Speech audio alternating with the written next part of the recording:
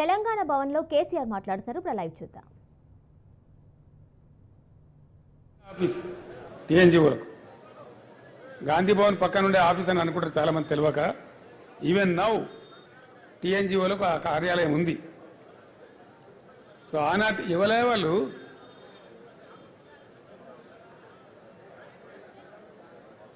వాళ్ళకి సబ్జెక్ట్ పట్టలేని వాళ్ళు వాళ్ళని పంపిస్తే మంచిది. అడిగి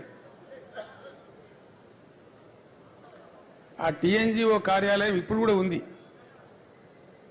తమాష ఏంటంటే ఆంధ్రప్రదేశ్ ఏర్పడి 58 సంవత్సరాలు ఆంధ్రప్రదేశ్గా కొనసాగిన టీఎన్జీఓలు మాత్రం వాళ్ళ ట్యాగ్ తీసేసుకోలే. ఎంతమంది ముఖ్యమంత్రులు గివ్ ఏ బిగ్ హ్యాండ్. ఎంతమంది ముఖ్యమంత్రులు ఉన్నారు కదా, స్వామిగౌడ్ గారా వారు టీఎన్జీఓ అధ్యక్షులుగా పనిచేసిన ఉద్యమంలో ఉరుగు తొలగించారు. దేవి ప్రసాద్ గారు ఉన్నారు. వాళ్ళు ఎన్నడూ కూడా ఆ టీఎన్జీఓ ట్యాగ్ తీసేయలే. ఒకటే స్టేట్ కదనా, ఎందుకయ్యా మళ్ళీ తెలంగాణ పేరు మీద ఉద్యోగ సంఘం అంటే మేము తెలంగాణ ఉద్యోగ సంఘంగానే ఉంటాం, మంచి అయినా సరే చెడ్డ అయినా సరే అని ఉన్నటువంటి ఒక గొప్ప సంఘం టీఎన్జీఓ సంఘం.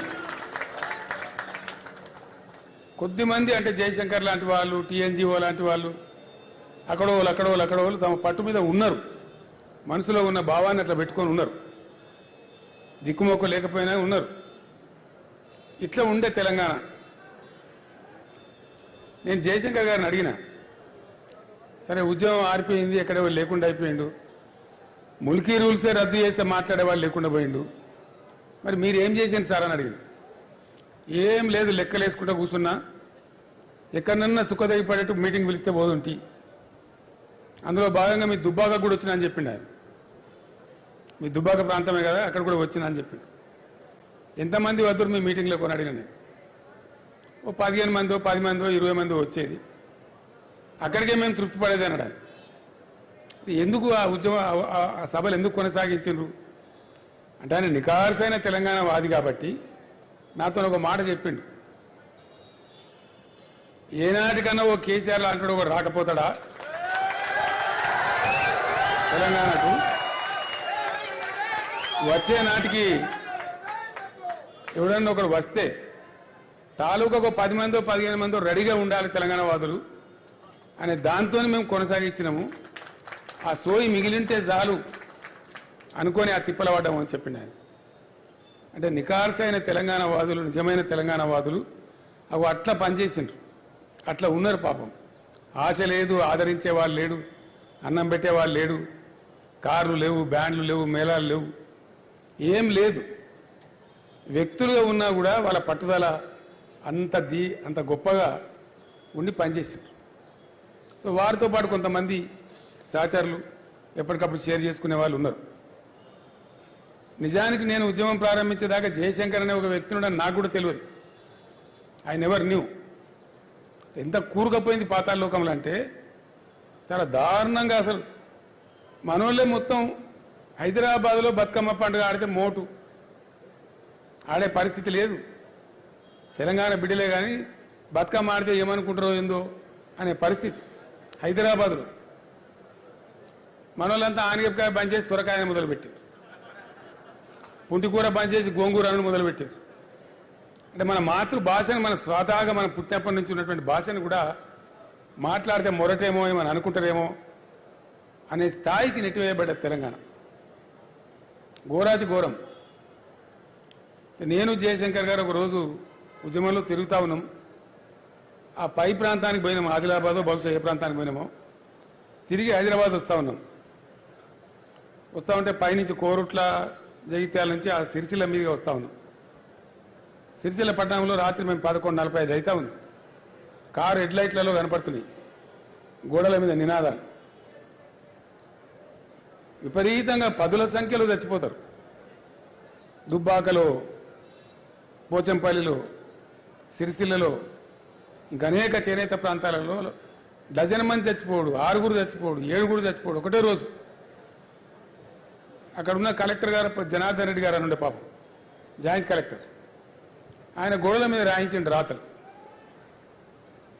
ఏమి రాయించిందంటే ఆత్మహత్యలు, సావులు సమస్యకు పరిష్కారం కావు, మీరు చావకండి. అప్పటికి 60 ఏళ్ళు 65 ఏళ్ళు స్వతంత్రం వచ్చి దేశానికి. ఏదైనా జయశంకర్ గారితో 60 ఏళ్ళ స్వతంత్ర దేశంలో ఏమో గీ నినాదాలు మనం గొడవల మీద చూసేది. ప్రపంచం ఎటుపోతుంది, మనం ఎటుపోతున్నాము. మనం బతికేం సార్ ఈ తెలంగాణ అంటే, ఇక అయితే నీతోని కావాలని కేసీఆర్ని దండాడాలి. ఇవ్వకుండా నువ్వు గట్టిగా మొండి ఉన్నావు, నువ్వే కొసదాకా నిలబడాలి, ఏం చేస్తావో చేయాలి అని అంటే అట్లాంటి సందర్భాలు. తెలంగాణ అంటే అంత చులకన భావం, ఏహ్య భావం. తెలంగాణలో ఉండే శాసనసభ్యులకు ఓనోను కొంత మనసులో ఉన్నా ఏం చేయగలుగుతాం, మనం ఏం చేయలేం కదా. నేను మీటింగ్లో పెట్టినప్పుడల్లా ప్రతివాడు అన్నా మన ఉద్యోగాలు పోతే తప్ప మన తెలంగాణలో మనం నమ్మరు, ఇది అయ్యేది కాదు పోయేది కాదు, వృధా ప్రయాస అనే ఒక నిర్లిప్తత, నిరాశ, అసహాయ పరిస్థితి ఎల్లడలు కనపడేది. ఈ నిర్లిప్తత ఎంత పెరుగుతూ పోయిందో తెలంగాణ పరిస్థితులు కూడా, సామాజిక పరిస్థితులు కూడా అంత దారుణంగా దిగజారుతూ పోయినాయి. బతుకమ్మ అని ఒక సినిమా తీద్దామని మనం ప్రయత్నం చేస్తాం. నేనంతా రాసిపెట్టినట్టు కథ, కానీ మన తెలంగాణలో దుర్మార్గులు ఎక్కువ కదా. వాడు దండన పోయి రిజిస్ట్రేషన్ చేసి వాడు మొదలుపెట్టిన దుకాణం, వాడు ఏం తీయలేదు, సన్నాసాలు ఏం లేదు. యాక్చువల్లీ పోతుగల్ అని ఒక ఊరు ఉంటుందండి. ఆ పోతుగల్ ఊరు పక్కనే ఇంకో ఊరు ఉంటుంది. ఆ ఊరికి మా అక్కనిచ్చినాం. గూడూరు అనే ఊరు ఉంటుంది, మా సిస్టర్ని ఇచ్చినాం. మా ఊర్లో పాఠశాల లేకుండే. ఎంత గొప్పగా ఉండే తెలంగాణ అంటే, నేను ప్రైమరీ స్కూల్ చదువుకున్న టైంలో మా ఊళ్ళో సర్కారు స్కూలే లేదు. నన్ను మా నాయన ఊరికి పంపించింది. అక్కడ కూడా భట్రాజు బల్లే చదువుకున్నాను నేను. తవ్వలు, మానకలు, అడ్డలు, ఈసాలు, పరకలు, బొట్లు, నా చదువు అక్కడి నుంచి ప్రారంభమైంది. పెద్దబాల శిక్ష బాబత్ చదువు. అక్కడ అప్పర్ మానేరు నుంచి వచ్చే కెనాల్ ఏదైతే ఉంటుందో దాన్ని నేను ఈత కొట్టేది. నేను స్వయంగా దాన్ని ఈత కొట్టేది నా దోస్తులతో కలిసి. ఆ పోతుగల్ అనే ఊర్లో చూస్తుండగానే బ్రహ్మాండంగా అద్భుతమైనటువంటి రైస్ మిల్స్ వచ్చినాయి. చాలా ఒకరికి పోటీ ఒకరు దాదాపు ఒక 15-20 రైస్ మిల్స్ వచ్చినాయి పెద్దవి. అది ఇంచుమించు ఒక వ్యాపార కేంద్రంగా, ఒక వడ్ల కొనుగోలు కేంద్రంగా మారింది. నా కళ్ళ ముందర నేను సాక్షి ఉంది. ఎట్టెట్ల తెలంగాణలో పరిస్థితులు దిగజారుతున్నాయో, ఒక్కటంటే ఒకటి కూడా లేకుండా ఆ రైస్ మిల్ అన్నీ మాయమైపోయినాయి. గొప్ప సీన్ ఉండే బతుకమ్మ సినిమా కోసం. ఏ విధంగా పరిస్థితి దిగజారింది తెలంగాణలో అనేదానికి, అప్పర్ మానేరు కాలువ పారినప్పుడు ఎట్లా పెరిగింది, ఆ కాలువ బంద్ అవుతూ ఉంటే ఎండిపోతూ ఉంటే ఎట్లా పోయింది తెలంగాణ అనే దానికి సజీవ సాక్ష్యంగా నా కళ్ళ ముందు నేను సాక్షిగా ఉన్నటువంటి ఘట్టం. ఇట్లా అనేక చోట్ల ఇక చెప్పుకుంటూ పోతే రేపు గీయాల దాకా చెప్పిన ఒడవది. అందరు బాధితులే. బంజారాహిల్స్లో అప్పుడు మన కార్యాలయం ఉండే. కూర్చొని ఉన్నాం మధ్యాహ్నం పూట. మహబూబ్నగర్ జిల్లా నుంచి ఒక 30-40 మంది రైతులు వచ్చారు. వాళ్ళు లోపలికి చెప్పారు, సార్ మహబూబ్నగర్ జిల్లా వాళ్ళు వచ్చారు కలుస్తారట. సరే రమ్మని హాళ్ళకి పోయి, నేను హాళ్ళకి పోయి మంది ఎక్కువ ఉన్నారని వాళ్ళని పిలుచుకొని ఛాయ్కి దాటి కూర్చొని ఏం సంగతి అంతా బాగున్నారంటే, ఇక ఏం బాగున్నాం సార్, బతకలేక హైదరాబాద్కి వచ్చినాం. ఏం చేస్తారు హైదరాబాద్లో? ఛాయ్ అడ్డకూలి సరిగా ఏ పని దొరుకుతా పని, ఈ పని ఏం లేదు, అడ్డా మీద పోయి కూర్చుంటాము, ఏది దొరుకుతుంది అది అని వాళ్ళు ఏం చెప్పారు. ఈయననే మా భూస్వామి సార్, ఈయననే మా రెడ్డి, ఆ జిల్లాలో మాట్లాడతారు అట్లా. ఈయననే మా రెడ్డి సార్, మా గీన భూములు మేము పనిచేసేది, ఈయనకు 60 ఎకరాల భూమి ఉన్నది, బతకలేక ఈయన కూడా మాతో వచ్చిందని చెప్పి. మరి ఏం చేస్తున్నా, ఆయన కూడా కూలి పని చేస్తున్నట్టే లేసారిగా మా పటేలని మేము ఇజ్జత్కు మొకద్దామని పెట్టుకున్నాము. మాకు ఇచ్చే కూలి లెక్కలు అతను పెద్ద మనిషిలాగా పెట్టుకున్నాము. మా కళ్ళ ముందే ఆయన కూలి చేయడం ఇష్టం లేక అని కళ్ళకు నీళ్ళు తీసుకొని చెప్పారు వాళ్ళు. ఇటువంటి ఎన్నో రకాల బాధలు. మొత్తం పాలమూరు జిల్లా బొంబాయి బస్సుల కాలవాలం కావడం ఒక హృదయ విదారకమైనటువంటి దృశ్యం. కానీ దురదృష్టం ఏంటంటే, ఆనాడు ఉన్నటువంటి తెలంగాణలో ఉన్నటువంటి కాంగ్రెస్ నాయకులు కానీ టీడీపీ నాయకులు కానీ కేవలం రాజకీయాలు, వాళ్ళ పదవులు, వాళ్ళ కోసం చూసుకున్నారు తప్ప ఒక్కడు కూడా గట్టిగా స్పందించి తెలంగాణ కోసం మాట్లాడాలి. కనీసం వాళ్ళ జిల్లాకు జరిగే నమ్మలేరు. మీకు కూడా చాలామందికి తెలియదు ఈ విషయం. ఇక్కడ జలసాధన మనం ఎప్పుడో చేసినాం, మీరు మర్చిపోయినారు. బచావత్ ట్రిబ్యునల్ అనేది ఒక ట్రిబ్యునల్ ఉంటుంది. 1974లో వాళ్ళు 2 నదుల నీళ్లు కేటాయించినారు, గోదావరి కృష్ణా నది నీళ్లు కేటాయించేటప్పుడు ఆయన కామెంట్ రాసిండు ఆ బచావత్ జడ్జి గారు. బచావత్ అంటే ఆయన సుప్రీంకోర్టు రిటైర్డ్ జడ్జి, న్యాయమైన మనిషి, ఆ రోజుల్లో చాలా న్యాయమైన మనుషులు ఉంటుంది. ఆయన ఏం రాసిందంటే ఈ తెలంగాణ ప్రాంతం ఇంకో రాష్ట్రంలో కలవకపోతే బాగా అభివృద్ధి చెందేది, కనీసం మీ ప్రాంతానికి నీళ్ళు ఇవ్వమని వాడు దరఖాస్తు పెట్టాడు కూడా దిక్కులేడా, అడిగేటోడే లేడు అని మేము చూడలేక మాకు చూడబుద్ధి అయితే లేదు. ఈ పరిస్థితి చూస్తుంటే బాధ అవుతున్నది.